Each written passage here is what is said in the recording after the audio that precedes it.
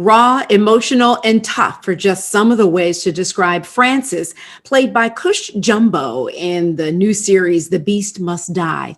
It follows a woman who seeks revenge on a hit-and-run driver who killed her son. Take a look. I wish I knew what it was. What are you talking about? Phil! I can't seem to do a thing right with him. But you. I'm a teacher. It's just experience, I guess.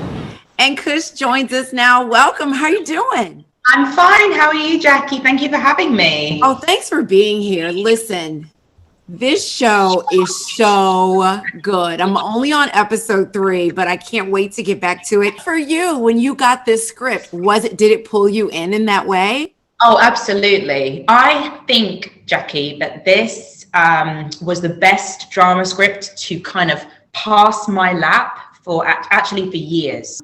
I was just blown away by the idea of this woman who, on the surface of it, is pretty ordinary, right? She's a teacher. She has a normal job. She has a normal life. She tragically loses a child in a really unfair, unjust way.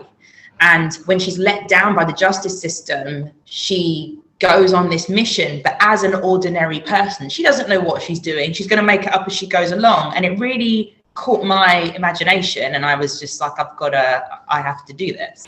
You as Frances, the performance is just incredible. And then you're surrounded by this cast, Jared Harris and others.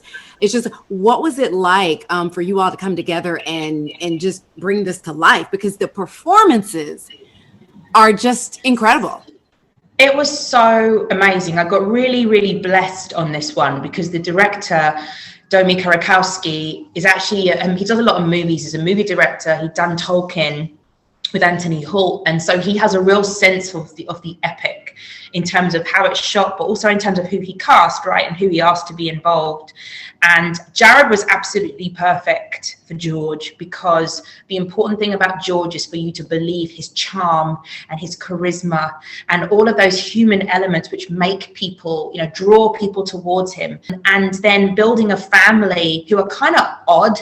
They're kind of this wealthy, odd family on this island who don't really interact with normal people, which is as equally dark as it is entertaining, because I think we all like to see a family that's glossy on the surface but really messed up underneath. It was strange because we had these quite dark, awful scenes, and then the rest of the time it felt like we were on a summer holiday because we were having a really lovely time off camera and lazing around in the sunshine and swimming in the pool, and it was all really nice. And then you get back into a scene again and be like, this is really messed up. I love that. Okay, so let's switch gears, talk about the good fight. I'm not ready to say goodbye to Luca Quinn. I can tell you, I'm obsessed with this show, obsessed. And I'm not ready, but I know we will get an opportunity to see this character in season 5 because of COVID. Yeah, it was. We were all shooting a scene, and literally in the middle of a scene, they all came down and were like, hey guys, we're shutting up shop. It's COVID. So we all just went home. And then that was the last time I saw my crew, my cast, anybody, because I had to move back to the UK in April. So there was lots of conversation about how to complete this storyline, and eventually we actually shot Luca's last episode in London while she's doing some work for a character, Bianca, that she was working for last season. And it was so cool, actually, because I shot in outside of some of the restaurants where I'd worked as a waitress 15 years before.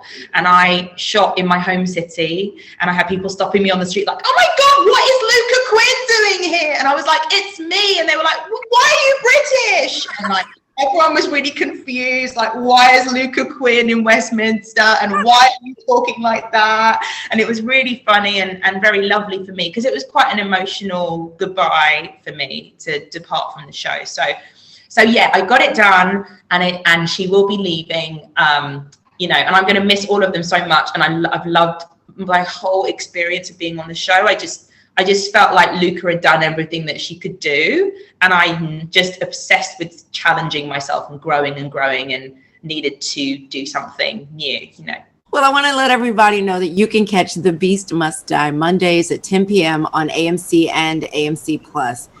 Cush, thank you so much. Such a pleasure. Thank you, Jackie. I miss New York. Yes, New York misses you. Oh.